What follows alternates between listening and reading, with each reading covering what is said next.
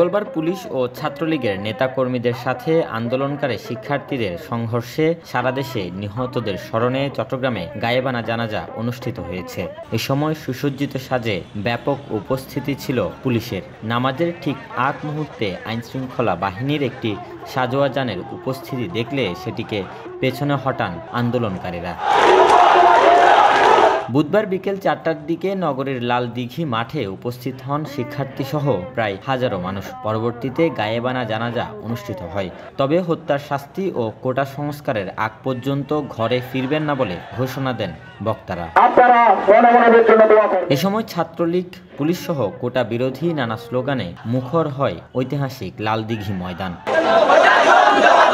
এর আগে মঙ্গলবার চট্টগ্রামে পুলিশ ও ছাত্রলীগের সঙ্গে আন্দোলনকারী শিক্ষার্থীদের সংঘর্ষে মুরাদপুর এলাকা রণক্ষেত্রে রূপ নেয়। ছাত্রলীগ ও আন্দোলনকারীদের দফায় দফায় সংঘর্ষে নিহত হয় ৩ জন।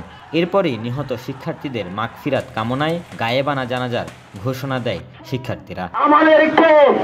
Robin Dasgupta, news now 24, Chittagong.